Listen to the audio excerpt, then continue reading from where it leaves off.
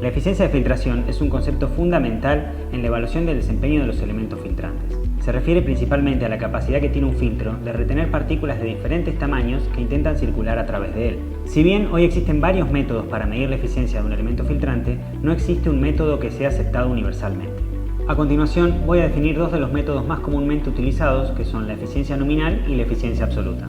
La eficiencia nominal hace referencia a un valor en micrones asignado por el fabricante que se basa en la capacidad de retención que tiene un elemento filtrante de un cierto porcentaje del total de las partículas de ese tamaño o mayores.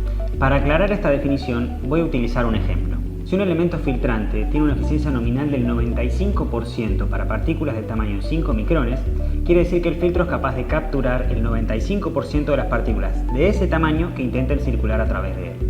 Esta medida no especifica que también el filtro captura las partículas que son más pequeñas o más grandes, sino que se enfoca en su rendimiento para un tamaño específico de partícula. En conclusión, la eficiencia nominal debe considerarse como un valor orientativo del comportamiento del elemento filtrante en las condiciones de ensayo y para esos tamaños de partícula, lo cual no asegura su comportamiento en otras condiciones de operación ni para otros tamaños de partícula. La eficiencia absoluta es un valor mucho más específico y riguroso. Al igual que la eficiencia nominal, la eficiencia absoluta se refiere a un tamaño específico de partícula y se expresa como un porcentaje de ese tamaño que el filtro es capaz de retener. Generalmente se trata del tamaño de partícula más pequeño que el filtro es capaz de capturar con alta eficiencia. A diferencia de la eficiencia nominal, los porcentajes a los que hace referencia la eficiencia absoluta son superiores al 99%. Por ejemplo, un filtro EPA tiene una eficiencia del 99,97% para partículas de 0,3 micrones. Esto quiere decir que el filtro es capaz de retener el 99,97% de las partículas de ese tamaño. El uso de este valor de eficiencia es fundamental cuando se requiere una remoción precisa y eficiente de partículas pequeñas, como por ejemplo en aplicaciones de purificación de aire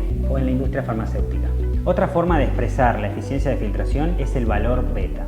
El valor beta se define como la relación entre el número de partículas de un tamaño determinado que ingresan al filtro y el número de partículas de ese mismo tamaño que egresan del filtro sin haber sido capturadas por el mismo. El uso del valor beta se asocia, como en los sistemas anteriores, con un porcentaje de eficiencia de retención que se define como la relación beta-1 sobre beta por 100. Esta definición de eficiencia puede simplificarse diciendo que el valor beta en realidad nos proporciona un número de partículas a partir del cual solamente una partícula de ese tamaño logra pasar a través del filtro. Por ejemplo, esto quiere decir que si tenemos beta 5000, de 5000 partículas de ese tamaño, solamente una logra pasar a través del filtro. Voy a mencionar algunos ejemplos para facilitar la comprensión de este concepto.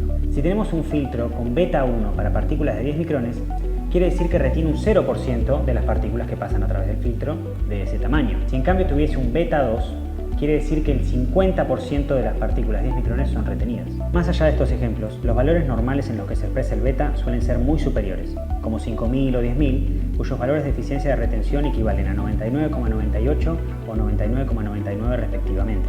Normalmente un beta 10000 se utiliza como definición de retención absoluta de un tamaño de partícula. Los valores beta permiten comparar valores de eficiencia de retención para distintos tamaños de partícula de manera coherente.